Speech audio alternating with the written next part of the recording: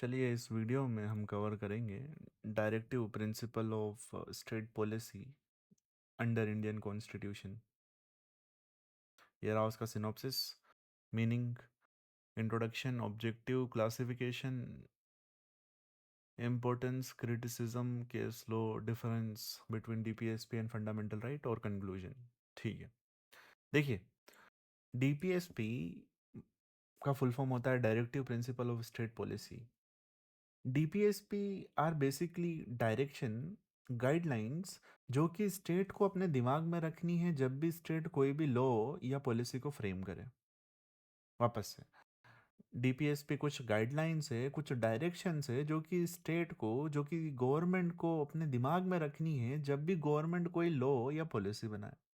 ठीक है, ये कॉन्स्टिट्यूशन के पार्ट 4 में आर्टिकल 36 से लेकर आर्टिकल 51 के अंदर दे रखे हैं। दूसरी बात, तीसरी बात कि जो डीपीएसपी होते हैं ये अनलाइक फंडामेंटल राइट इन्फोर्सेबल नहीं होते। इसका मतलब आप इनको इन्फोर्स कराने के लिए कोर्ट में नहीं जा सकते। चलिए अब हम इसको लिखते हैं और फिर इसको डिटेल में समझेंगे। देखिए, DPSP directive principle of state policy are basically guidelines slash directions. ठीक है, ये गाइडलाइंस है या डायरेक्शन है, किसके लिए है? ये स्टेट के लिए है। और स्टेट की ये ड्यूटी है कि इसको वो अपने माइंड में रखे। कब? While framing, making laws and policy. तो डीपीएसपी कुछ गाइडलाइंस है, कुछ डायरेक्शंस है जो कि स्टेट को अपने दिमाग में रखना है जब भी स्टेट कोई लॉ या कोई पॉलिसी को बनाए। ठीक है, ये कहाँ पर दे रखे हैं? ये हमें दे रखे हैं इंडियन कॉन्स्टिट्यूशन के पार्ट 4 में आर्टिकल 35 से लेके आर्टिकल 51 तक। 36 है I guess, wait let me check. हाँ, आर्टिकल 36 से लेके आर्टिकल 51 के बीच में दे रखे हैं पार्ट 4 में। चलिए,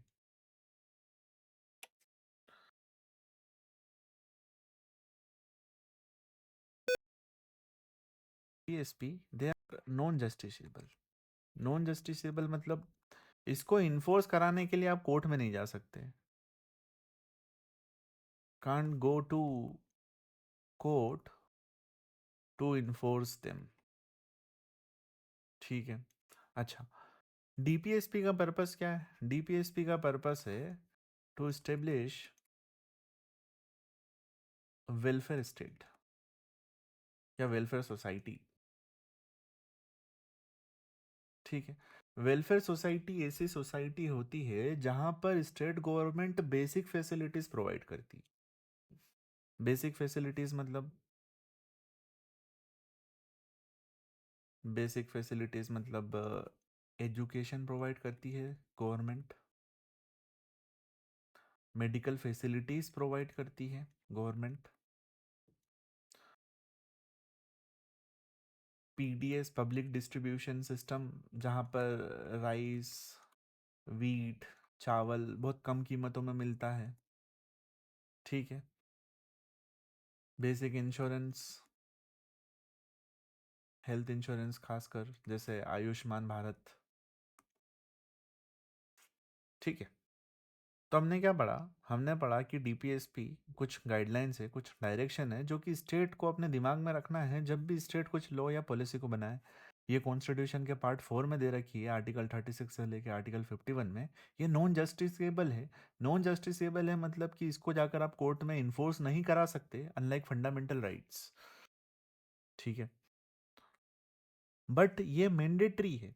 मैंडेटरी मतलब गवर्नमेंट की ये ड्यूटी है कि इनको वो दिमाग में रखे या इनके बेसिस पे ही लॉ या पॉलिसी बनाए। ये कहाँ पर लिखा हुआ है? ये लिखा हुआ है आर्टिकल 37 में। आर्टिकल 37 ने पहली बात तो डीपीएसपी को मैंडेटरी कर रखा है गवर्नमेंट के लिए, इन्फोर्सेबल नहीं है। Mandatory but not enforceable. चलिए, ये हो गई इसकी बेसिक डिटेल्स। अब हम नोट्स पे आते हैं। अच्छा, इसको एक बार, हाँ चलिए नोट्स पे ही आते हैं, डायरेक्टली वहीं से समझेंगे हम अब इसको।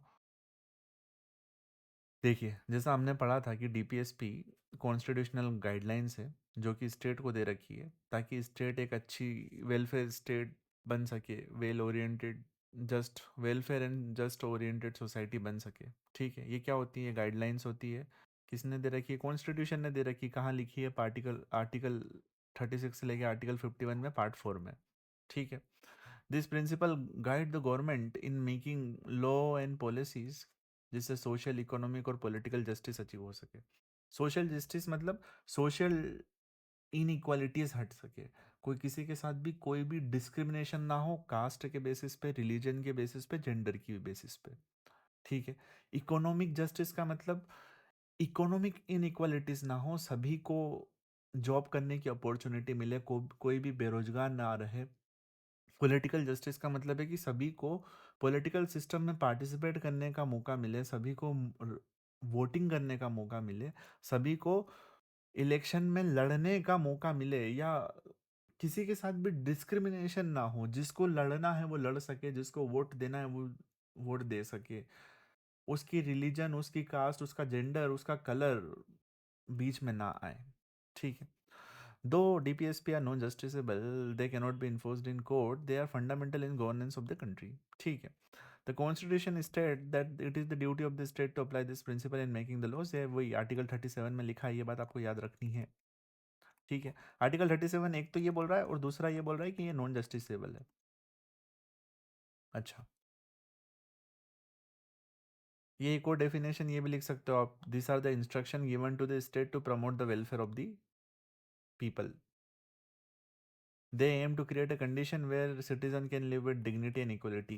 डीपीएसपी बेसिकली एक ऐसी सिचुएशन बनाना चाहते हैं सोसाइटी में, समाज में, कंट्री में, जहाँ पर लोग अच्छे से डिग्निफाइड लाइफ जी सके इक्वलिटी के साथ। ठीक है। ऑब्जेक्टिव क्या है? ये हम पहले ही पढ़ चुके हैं। पहला, वेलफेयर स्टेट करना। वेलफेयर स्टेट मतलब जो बेसिक फैसिलिटीज प्रोवाइड करती है। ठीक है। Promote social and economic justice हम समझा चुके हैं। सोशल जस्टिस क्या होता है, इकोनॉमिक जस्टिस क्या होता है? Reduce in equalities in society, यही होता है इसका मतलब basically. Protect interest of weaker section, ST SC OBC, इनका इंटरेस्ट को प्रोटेक्ट करना डीपीएसपी चाहता है। वो हम अभी एक एक आर्टिकल पढ़ेंगे तो समझ में आएगा कैसे हो रही है ये सब चीज़ें। ठीक है। Ensure better living condition for citizen. ठीक है। चलिए, अब हम आते हैं क्लासिफिकेशन में। देखिए, डीपीएसपी को 3 पार्ट में क्लासिफाई किया गया है, बट ये कॉन्स्टिट्यूशन में नहीं दे रखा है, नोट इन कॉन्स्टिट्यूशन। ठीक है। कॉन्स्टिट्यूशन में ऐसा नहीं लिखा है कि ये सोशलिस्ट डीपीएसपी है, ये गांधीयन डीपीएसपी है, ये लिबरल इंटेलेक्चुअल डीपीएसपी है। नहीं नहीं नहीं, ये हम हमारी सहूलियत के लिए, हमारी ईज के लिए हम क्लासिफाई करते हैं, बट ये रिकॉग्नाइज्ड है, तो एग्जाम में आपको लिखना है, ये आएगा। ये कॉन्स्टिट्यूशन में नहीं दे रखा है, लेकिन हम मानते हैं कि हाँ ये है करके। चलिए, सबसे पहले हम पहले ऐसा करते हैं, सबसे पहले हम लिबरल गांधीयन पे आते हैं अपन, फिर बाद में सोशल और उस पे आएंगे। देखिए, गांधीयन प्रिंसिपल मतलब ये वो वाले डीपीएसपी है जो महात्मा गांधी की फिलोसॉफी से इंस्पायर्ड है। ठीक है। गांधीयन प्रिंसिपल ये वो वाले डीपीएसपी है जो कि महात्मा गांधी की फिलोसॉफी से इंस्पायर्ड है। महात्मा गांधी चाहते थे कि विलेज अपने आप में सेल्फ गवर्नेंस करे। देखिए, अभी क्या होता है कि अभी जो मेजर गवर्नमेंट या स्टेट का पावर है वो सेंट्रल गवर्नमेंट के पास रहता है और फिर स्टेट गवर्नमेंट के पास रहता है। जो विलेजेस होती है उनके पास बहुत कम पावर होता है। महात्मा गांधी का मानना था कि विलेजेस के पास ज़्यादा पावर होना चाहिए, हर विलेज अपने आप में इंडिपेंडेंट हो, इंडिविजुअल हो। तो ये उनकी फिलोसॉफी थी। ठीक है। तो rural development, self reliance, moral reform, तो ये महात्मा गांधी की फिलोसॉफी थी, जो कि उनसे इंस्पायर करके हमने बहुत सारे डीपीएसपी में आर्टिकल डाल रखे हैं। क्या क्या डाल रखे हैं, अब हम वो पढ़ते हैं। सबसे पहले आता है आर्टिकल 40। ठीक है। आर्टिकल 40 बोलता है कि स्टेट विलेज पंचायत ऑर्गेनाइज करेगी और लोकल सेल्फ गवर्नमेंट को इनकरेज करेगी। ठीक है। ये ड्यूटी लगाई थी इंडियन कॉन्स्टिट्यूशन ने, इंडियन स्टेट मतलब इंडियन गवर्नमेंट के ऊपर ये ड्यूटी लगाई कि तुम विलेज पंचायत को ऑर्गेनाइज करो और लोकल सेल्फ गवर्नमेंट को इनकरेज करो। गवर्नमेंट ने उस ड्यूटी को पूरा करते हुए 73rd कॉन्स्टिट्यूशनल अमेंडमेंट पास किया और पंचायत राज को स्टेब्लिश कर दिया। इंडिया में पंचायत राज सिस्टम है। हमारे यहाँ पर पंचायतें होती है, वहाँ सरपंच होता है, ग्राम सभा होती है, सब कुछ होता है। तो ये पहले नहीं था। 1950 में जब हमें आज़ादी मिली थी, जब हमारा कॉन्स्टिट्यूशन मिला था, तो ओरिजिनली ये नहीं था। 73rd अमेंडमेंट ना, मतलब ये बाद में ऐड हुआ, 1992 में आया पंचायत वाला सिस्टम इंडिया में कॉन्स्टिट्यूशनलाइज्ड होकर। ठीक है, तो 1950 में सिर्फ आर्टिकल 40 लिख दिया था, और कॉन्स्टिट्यूशन ने ये बोल दिया था, इंडियन जो भी कॉन्स्टिट्यूशन के फोर फादर्स थे उन्होंने ये बोल दिया था कॉन्स्टिट्यूशन में लिखकर कि तुम, मतलब आने वाली जो भी इंडियन गवर्नमेंट है, तुम विलेज पंचायत ऑर्गेनाइज करना और सेल्फ गवर्नमेंट को इनकरेज करना। इसी को पूरा करने के लिए 73rd अमेंडमेंट आया 1992 में, और उसने पंचायत राज इस्टेब्लिश कर दिया। ठीक है, सिमिलरली आर्टिकल 43 ये बात करता है कि कॉटेज इंडस्ट्री को रूरल एरिया में प्रमोट किया जाए। खादी एक कपड़ा होता है जो गांधी जी पहनते थे, वो धोती जो उनकी रहती थी। तो गांधी जी चाहते थे कि ये जो भी गांव है वहाँ पर छोटी छोटी इंडस्ट्रीज हो, ताकि उनका भला हो सके गांव वालों का। तो ये 43 में हमको दिखता है। इसके लिए ये बना था, विलेज इंडस्ट्रियल कमीशन गवर्नमेंट ने बनाया था इस डीपीएसपी को पूरा करने के लिए। 46, article 46, promotion of educational and economic interest of S C S T and weaker section. Article 46 से बोलता है कि ये स्टेट की ड्यूटी है कि जो वीकर सेक्शन है, एसटी है, एससी है, ओबीसी है, इनका एजुकेशनल और इकोनॉमिक इंटरेस्ट को प्रमोट किया जाए। देखिए क्या होता है, जो एसटी, एससी, एसटी और अदर वीकर सेक्शन हैं, ये लोग जनरली बहुत गरीब होते हैं। ये लोग जनरली गांव में रहते हैं। उसी की वजह से इनके पास एजुकेशनल एक्सेस भी नहीं होता है, या क्वालिटी एजुकेशन एक्सेस नहीं होता है। इसकी वजह से ये बहुत पिछड़ चुके हैं। साथ ही साथ में इनके साथ हिस्टोरिकली बहुत ज़्यादा डिस्क्रिमिनेशन भी हुआ है। इनको पढ़ने नहीं दिया जाता था। तो इसी वजह से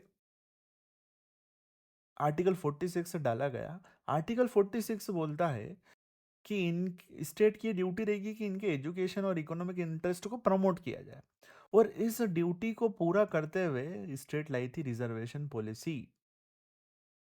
ठीक है, 46, आर्टिकल 46 ने क्या बोला था कि प्रमोट करना है भाई तुमको एजुकेशनल और इकोनॉमिक इंटरेस्ट, ये ड्यूटी लगा दी थी। और ये ड्यूटी को पूरा करने के लिए स्टेट लाई रिजर्वेशन पॉलिसी। काय में रिजर्वेशन मिलेगा आपको, एजुकेशन मतलब इनको मिलेगा, एजुकेशन में मिलेगा, पब्लिक एम्प्लॉयमेंट में मिलेगा, इनको स्कॉलरशिप भी मिलती है। ठीक है, तो डीपीएसपी में लिख दिया। इसको इम्प्लीमेंट करना गवर्नमेंट की ड्यूटी है, और गवर्नमेंट इम्प्लीमेंट कर रही है। इसके ये इलस्ट्रेशन है कि कैसे इम्प्लीमेंट हो रही है ये चीज़ें। ठीक है, prohibition of intoxicating drinks. Gandhi ji नहीं चाहते थे कि इंडिया में लोग शराब पिए, नशा करें, plus improvement of public health. इसलिए गुजरात, बिहार में पहले ही अल्कोहल के ऊपर बैन है पर्सनल कंजप्शन के लिए। ठीक है, पब्लिक हेल्थ के लिए इनिशिएटिव लाई है गवर्नमेंट, नेशनल हेल्थ मिशन हो गया, अपना आयुष्मान स्कीम हो गई जहाँ पर कम पैसों में इलाज हो जाता है। तो ये जितने भी आर्टिकल्स हम अभी पढ़ रहे हैं, जैसे पहला वाला 40, ये भी गांधी की फिलोसॉफी से इंस्पायर्ड है। 43 वाला भी, 46 वाला भी, 47 वाला भी, 48 वाला भी। 48 आर्टिकल बोलता है organisation of agriculture and animal husbandry and protection of cattle, मतलब एग्रीकल्चर को इनकरेज किया जाए, काउ स्लॉटर को रोका जाए। ठीक है, बैन ऑन काउ स्लॉटर, ये हमारे कॉन्स्टिट्यूशन में लिख रखा है कि क्योंकि काऊ को हिंदुइज्म में बहुत होली माना जाता है, इसलिए कोई भी काऊ पे स्लॉटर नहीं करेगा, ऐसा आर्टिकल 48 था। और इसी आर्टिकल को इम्प्लीमेंट करने के लिए बहुत सारी स्टेट में एंटी काऊ स्लॉटर एक्ट पास हो चुके हैं, जैसे एमपी में है, गुजरात में है, राजस्थान में भी है। अगर यहाँ पर कोई भी काउ स्लॉटर करता है तो उनको 10 साल या उससे ज़्यादा भी पनिशमेंट मिल सकती है, वो जो भी अलग अलग लॉ में लिख रखा है अलग अलग स्टेट के। ठीक है, तो हमने क्या पढ़ा अभी, हमने पहले सबसे पहले पढ़ लिया गांधीयन प्रिंसिपल। इसमें कौन कौन से आर्टिकल आ रहे हैं, आपको ये आर्टिकल नंबर याद रखना है कि गांधीयन में कौन से हैं। 43, 46, नहीं, 40, 43, 46, 47 और 48। ठीक है, ये 5 आर्टिकल आप याद रखिएगा। ये गांधीयन फिलोसॉफी से इंस्पायर्ड है, कौन कौन से? 40 में क्या है? 40 में अपना लोकल पंचायत वाला है, 43 कॉटेज इंडस्ट्री वाला है, 46 ST SC वाला है, 47 अल्कोहल वाला है, और 48 काउ स्लॉटर वाला है। ठीक है, तो ये तो हो गया गांधीयन प्रिंसिपल, क्योंकि ये गांधी की फिलोसॉफी से इंस्पायर्ड था। आप देखो ध्यान से, समझ में आएगा। देखो, ये विलेज की बात कर रहा है, ये भी विलेज की बात कर रहा है, ये ST SC लोगों की बात कर रहा है, ये ड्रिंक्स की बात कर रहा है, ये काउ प्रोटेक्शन, एनिमल हस्बेंड्री की बात कर रहा है। ये सब चीज़ें गांधी जी चाहते थे। ठीक है, तो हमने मतलब स्टेट जो भी फोर फादर्स थे जिन्होंने भी कॉन्स्टिट्यूशन लिखा हमारे इंडिया का, उन्होंने इन चीज़ों को एज ए DPSP इम्प्लीमेंट करा, गांधी जी की फिलोसॉफी को, थ्रू दिस आर्टिकल्स। इसके बाद आता है लिबरल लिबरल इंटेलेक्चुअल प्रिंसिपल्स। इसमें आता है आर्टिकल 44, 45, 48 है, 49, 50, 51। देखिए, आर्टिकल 44 बोल रहा है कि इंडिया में यूनिफॉर्म सिविल कोड होना चाहिए। यूनिफॉर्म सिविल कोड मतलब, देखिए, अभी जो पर्सनल मैटर्स होते हैं जैसे कि मैरिज, डिवोर्स, एडॉप्शन, मेंटेनेंस, इसको पर्सनल लॉ गवर्न करते हैं। पर्सनल लॉ बोले तो हिंदुओं के लिए अलग पर्सनल लॉ है, मुस्लिम्स का अलग है, क्रिश्चियंस का अलग है। अगर हिंदू मैरिज करेगा तो वो हिंदू मैरिज एक्ट में करेगा, हिंदू अगर डिवोर्स करेगा तो वो हिंदू मैरिज एक्ट में ही उसका डिवोर्स होगा। अगर मुस्लिम मैरिज करेगा तो वो मुस्लिम मैरिज एक्ट में होगा। क्रिश्चियनों की अलग मैरिज है। तो आर्टिकल 14(4) बोल रहा है कि bring one personal law for all. ठीक है, अभी जैसे हिंदू, मुस्लिम, क्रिश्चियन, इनके लिए अलग अलग खुद के अलग अलग पर्सनल लॉ है। तो आर्टिकल 44 बोल रहा है कि भाई नहीं, इनको यूनिफॉर्म कर दो, सबके लिए एक ही लॉ अप्लाई करो। देखो, जो क्रिमिनल लॉ है या जो सिविल लॉ है, जैसे Indian penal code, BNS, NDPS, excise act, ये सभी पर अप्लाई होते हैं इंडिया में। आपका कोई भी रिलीजन हो, Indian contract act, Indian partnership act, ये सभी पे अप्लाई होते हैं एक जैसे। चाहे आपका कोई भी रिलीजन हो, वो मैटर नहीं करता। बट जब पर्सनल लॉ होते हैं, वो पर्सनल लॉ अलग अलग लोगों पे अलग अलग अप्लाई करते हैं। फॉर एग्जाम्पल, इसका आप एक एग्जाम्पल भी लेते हैं। हिंदू मैरिज एक्ट में एक हिंदू पुरुष एक ही हिंदू महिला के साथ शादी कर सकता है। लेकिन जो मुस्लिम पर्सनल लॉ है, वो एक मुस्लिम आदमी को 4 वाइफ रखने की परमिशन देता है। तो ये इंडिया में भी अलाउड है। तो यूनिफॉर्म सिविल कोड बोल रहा है कि ऐसा नहीं होना चाहिए। ये DPSP, ये अभी इम्प्लीमेंट नहीं हुआ, ये डायरेक्शन है। मतलब कॉन्स्टिट्यूशनल फोर फादर गवर्नमेंट को बोल रहे हैं कि तुम यूनिफॉर्म सिविल कोड लाओ। अभी ये आया नहीं है, बट अगर आ जाएगा तो हम बोलेंगे कि ये जो DPSP था, इसका इम्प्लीमेंटेशन पूरा हो चुका है। बट अभी मतलब यहाँ लिख देते अपन, येट टू बी इम्प्लीमेंटेड, अभी तक ये इम्प्लीमेंट नहीं हुआ है। बाकी आप यूनिफॉर्म सिविल कोड तो समझ गए ना, कि एक ही लॉ होगा पर्सनल मैटर्स में भी। Bring one personal law for all religions. अभी हर रिलीजन का अलग अलग पर्सनल लॉ है। ठीक है, आर्टिकल 45 बोल रहा है, अब ये लिबरल क्यों है? ये लिबरल फिलोसॉफी से इंस्पायर्ड है। This principle reflect modern democratic ideals and intellectual values such as legal reform, environmental protection and inter cooperation. ठीक है, इंटरनेशनल कोऑपरेशन। ठीक है, दूसरा early childhood care and education, ये आर्टिकल 45 में दे रखा है। इसके लिए आपको दिखेगा आंगनवाड़ी सेंटर्स होते हैं इंडिया में। ठीक है, ये integrated child development services provide की गई है, स्कीम है ये भी एक प्रकार की, जहाँ पर चिल्ड्रन को अर्ली अर्ली एजुकेशन मिलता है, न्यूट्रिशन मिलता है, हेल्थ सर्विसेज मिलती है। ठीक है, article 48A protection and improvement of environment and forest. Article 48A बोल रहा है कि ये स्टेट की ड्यूटी है कि इन्वायरमेंट को प्रोटेक्ट करे और फॉरेस्ट को प्रोटेक्ट करे। इस ड्यूटी को पूरा करने के लिए स्टेट लेके आया environmental protection act, forest act, बहुत सारी अलग अलग पॉलिसी। आर्टिकल 49, स्टेट की ड्यूटी है कि जो मोन्यूमेंट है ऑफ नेशनल इंपॉर्टेंस, उनको प्रोटेक्ट किया जाए। इसमें क्या आ जाता है? अपना ताजमहल, जितने भी बड़े बड़े जो पुराने पुराने हैं ना, पुरानी पुरानी बिल्डिंग, अपना रेड फोर्ट हो गया, ये सब। इसके लिए स्टेट लाया आर्कियोलॉजिकल एंड रिमेन्स एक्ट 1958। इनकी मेंटेनेंस करते हैं ये। Preservation of historical monuments through ancient monuments and archaeological remains act 1958। ठीक है, आर्टिकल 50 ये बात करता है जुडिशरी को एग्जीक्यूटिव से सेपरेट करने के लिए। मतलब कि जो जज और एग्जीक्यूशनर अलग अलग होना चाहिए। ये बेसिकली इस फिलोसॉफी पे बेस्ड है कि जो डिसीजन दे रहा है और जो एग्जीक्यूट कर रहा है वो दोनों अलग अलग होना चाहिए लॉ को। ठीक है। इसका देखिए पहले क्या होता था, 1973 के पहले दूसरी सीआरपीसी चलती थी। देखिए अभी तो बीएनएसएस आ गया, उसके पहले सीआरपीसी चलती थी 1973 वाली, उसके पहले एक और दूसरी सीआरपीसी चलती थी 1908 वाली। तो 1908 में जो कलेक्टर था उसके पास जुडिशियल पावर भी थे, लेकिन वो छीन लिए गए। क्यों? क्योंकि आर्टिकल 50 बोल रहा है कि भाई एग्जीक्यूटिव और जुडिशियल ऑफिसर दोनों अलग अलग होना चाहिए। ऐसा नहीं हो कि किसी के पास ये भी पावर हो। देखो एग्जीक्यूटिव बेसिकली कौन होता है? पुलिस होती है। ये पनिश करने का इनके पास पावर होता है, पनिशमेंट को इम्प्लीमेंट करने का पावर होता है। और जज के पास पनिशमेंट देने का पावर होता है। इम्प्लीमेंट एग्जीक्यूटिव करेगा, देगा जज। तो ऐसा ना हो कि जो एग्जीक्यूटिव है उसके पास जुडिशियल यही डिसाइड करे और यही पनिशमेंट करे। अगर ऐसा होगा तो इनजस्टिस हो जाएगा, और लो ये नहीं चाहते कि इनजस्टिस हो। अरे हाइपोथेटिकली मान लीजिए एक पुलिस वाला आपका दुश्मन है, उसने आपके ऊपर एक फेक केस फाइल कर दिया। अब अगर वही उसमें जज भी बन जाएगा तो आप तो गए, आपको तो कोई नहीं बचा पाएगा। बट ऐसा इंडिया में नहीं होता। क्यों नहीं होता? क्योंकि इंडिया में जो जज अलग है और पुलिस वाला अलग है, पुलिस की पावर अलग है। तो अगर पुलिस वाले ने फेक केस फाइल भी कर दिया तो आप अगर कोर्ट में जाके अपना केस प्रूव कर दोगे तो आप बच जाओगे। तो ये यही है, आर्टिकल 50 यही बोल रहा है कि भाई जो जुडिशरी है ना उसको एग्जीक्यूटिव से अलग रखो, जो जज है ना उसको पुलिस से अलग रखो। एक ही पर्सन दोनों पुलिस और जज का आप काम ना करे, क्योंकि अगर ऐसा होगा तो फिर अन्याय हो जाएगा। ठीक है। Article 51 promotion of international international peace, respect for international law. ठीक है। आर्टिकल 51 ये बोल रहा है कि इंडिया की ये ड्यूटी है कि वो इंटरनेशनल लॉ की रिस्पेक्ट करे, इंटरनेशनल पीस को प्रमोट करे।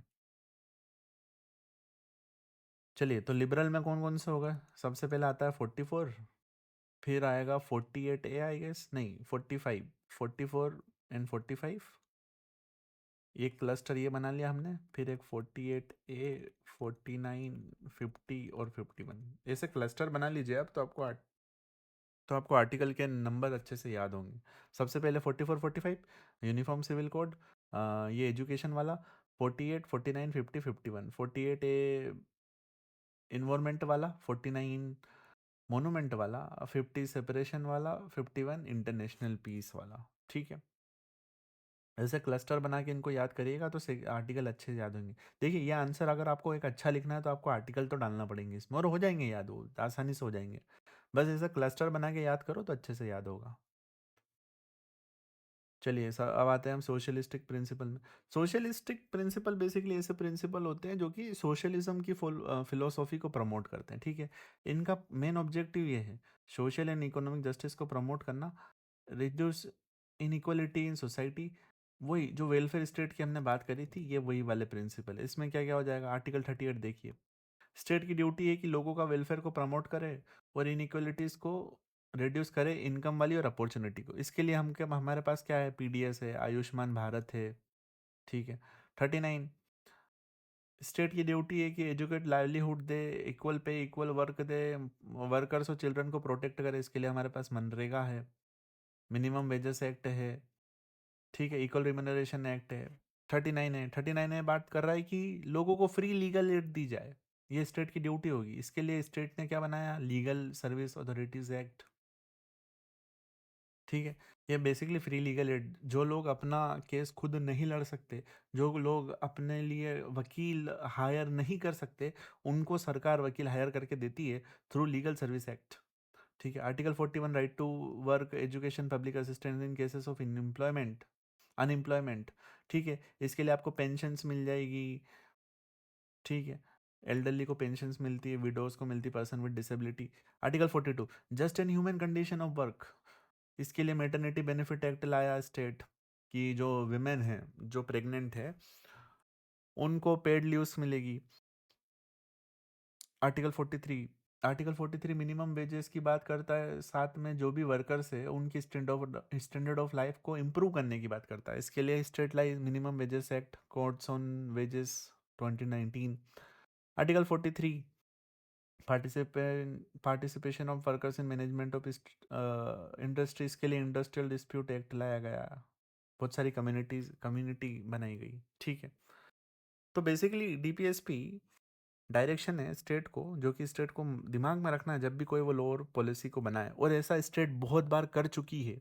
इसलिए आपको दिख रहा है कि आर्टिकल 38 में जो लिखा है उसको पूरा करने के लिए स्टेट ने ये करा। आर्टिकल 39A में जैसे लिखा कि स्टेट की ड्यूटी है कि लीगल एड प्रोवाइड करी जाएगी, तो स्टेट ने लॉ बना दिया लीगल सर्विस अथॉरिटीज एक्ट, जिसके through state free legal add देती है उन लोगों को जो कि लीगल एड अफोर्ड नहीं कर पाते। तो इम्प्लीमेंट हो रहे हैं बेसिकली डीपीएसपी। ठीक है, चलिए अब हम आते हैं इम्पोर्टेंस। इम्पोर्टेंस तो वही है कि डायरेक्शन बताता है कि भाई तुमको किस डायरेक्शन में गवर्नमेंट पॉलिसी लॉ बनाना है।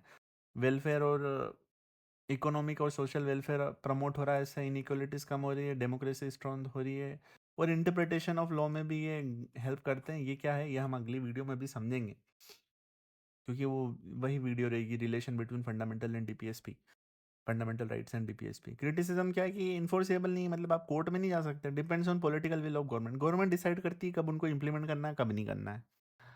सम प्रोविजन आर वेग, ठीक है, वेग है मतलब क्लियरली नहीं लिखे हुए हैं वो। दो केस लो ये आप पढ़ लीजिए, इसमें कुछ भी खास नहीं है।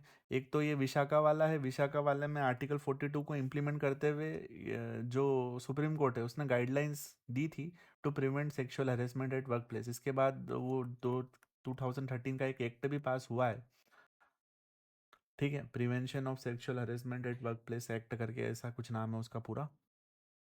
Olga Tellis versus Bombay municipal corporation, इसमें जो लोग ठेला गाड़ी लगा के काम करते हैं ना फुटपाथ पे, तो उनको हटा दिया था म्यूनिसिपालिटीज़ ने, लेकिन उनको कुछ दूसरी जगह नहीं दी थी, तो सुप्रीम कोर्ट ने बोला था कि नहीं आप ऐसा नहीं कर सकते। आर्टिकल 39A डीपीएसपी है, जो कि आपके ऊपर ड्यूटी है आपकी कि आप लाइवलीहुड दो सिटीजन को, और आप उनकी ले रहे हो उल्टी। मतलब अगर किसी को आपको अगर पेमेंट से हटा के दूसरे पेमेंट से हटाना है तो उनको कोई दूसरी जगह दो जहाँ पर जाके वो अपनी दुकानें लगा सके, बस यही बोला था इसमें। तो इसमें आर्टिकल 39A का आपको थोड़ा बहुत सेंस दिख जाएगा इस जजमेंट में। अब हम आते हैं difference between DPSP and fundamental right. बाकी अगली वीडियो एक और आएगी जो रिलेशन से डील करेगी। देखिए फंडामेंटल राइट पार्ट 3 में, ये पार्ट 4 में। ये जस्टिसेबल है, मतलब आप कोर्ट में जाके इनको इन्फोर्स करा सकते हो, नॉन जस्टिसेबल है। इनका पर्पस क्या है? Protection of individual rights and liberty. इनका प्रोटेक्शन है समाज का welfare, economic welfare, social welfare, political welfare. Focus individual rights against citizen, against state. यहाँ पर duties of state toward society, legal ये कर चुके हैं। State must not violate this right, state should apply them while making laws. ठीक है, priority ये वाला अभी पॉइंट छोड़िए, ये भी हम वीडियो में कवर करेंगे। जो जो फंडामेंटल राइट्स है this are mainly mainly civil and political rights, whereas whereas जो डीपीएसपी है this are mainly social and economic rights. ठीक है, ये पॉइंट अच्छा है। जो फंडामेंटल राइट्स होते हैं this are civil and political rights, civil and political rights, whereas जो डीपीएसपी है this are social and economic rights. ठीक है, example freedom of speech, equality before law, इसका है equal pay for equal work, village panchayat. ठीक है, conclusion में घुमा फिरा फिरा के ये लिखना है कि डीपीएसपी वेलफेयर स्टेट बनाना चाहते हैं। ये लीगली इन्फोर्सेबल नहीं है, फिर भी ये बहुत इंपॉर्टेंट है क्योंकि they serve as a guiding principle for governance. ठीक है, अब इसको वापस से हम समराइज कर देते हैं पूरी वीडियो को जल्दी से। देखिए डीपीएसपी डायरेक्शन है किसको? स्टेट को, जो कि स्टेट को अपने दिमाग में रखना है जब भी लॉ को या पॉलिसी को वो फ्रेम करे। इसका पर्पस है एक वेलफेयर सोसाइटी को बनाना। वेलफेयर सोसाइटी ऐसी होती है जहाँ पर स्टेट बेसिक फैसिलिटीज प्रोवाइड करती है, एजुकेशन, मेडिकल, पीडीएस एक्सेट्रा। ये पार्ट 4 में दे रखे हैं आर्टिकल 36 से 51 में। ये नॉन जस्टिसेबल है, मतलब आप कोर्ट में नहीं जा सकते। ठीक है, ऐसा आर्टिकल 37 में लिखा है। अच्छा, ऑब्जेक्टिव यही है वेलफेयर स्टेट बनाना, इनइक्वालिटी खत्म करना। 3 क्लासिफिकेशन है, पर ये कॉन्स्टिट्यूशन में नहीं दे रखे, लेकिन ये हम करते हैं for the sake of convenience. पहला है सोशलिस्ट प्रिंसिपल, जो कि सोशलिज्म की फिलोसॉफी के बेसिस पर लाए गए हैं। इसमें आ जाएगा equal justice for free legal aid आ जाएगा। स्टेट की ड्यूटी है to establish welfare state, just and human work, ये आप देख लीजिए। फिर गांधीयन प्रिंसिपल है जो गांधी की फिलोसॉफी से इंस्पायर्ड है, जिसमें ज़्यादातर विलेजर्स की बातें हो रही है, प्रोटेक्शन ऑफ केटल की बात हो रही है, ban on narcotics, drugs, alcohol की बात हो रही है। लिबरल प्रिंसिपल जो कि लिबरल फिलोसॉफी से इंस्पायर्ड है। तो ये जितने भी डीपीएसपी है ये डायरेक्शन दे रखे थे कॉन्स्टिट्यूशन में, और इनको इंप्लीमेंट करा जा रहा है अलग अलग लॉ से, जो कि आप इलस्ट्रेशन में देख सकते हैं।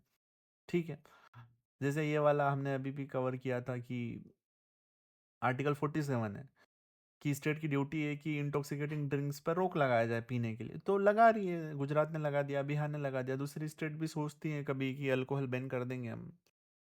ठीक है, इम्पोर्टेंस में वही घुमा फिरा के लिखना है, क्रिटिसिज्म में दो लिखना है कि ये पॉलिटिकल विल पर डिपेंड करते हैं, मतलब गवर्नमेंट पर डिपेंड करते हैं, कौन सी गवर्नमेंट अलाउ करेगी नहीं करेगी, इन्फोर्स करेगी नहीं करेगी। और फिर केस लो, दो लिख दीजिए, डिफरेंस में आप ये पूरी चार्ट पढ़ लीजिए, कुछ भी समझाने लायक बचा नहीं है। कंक्लूजन में वही लिखना है कि ये वेलफेयर स्टेट बनाना चाहते हैं, ये लीगली इन्फोर्सेबल नहीं है, लेकिन ये फंडामेंटल है गवर्नेंस के लिए। विद दैट ये वीडियो कंप्लीट होती है। आप सब हम मिलते हैं अगली वीडियो में।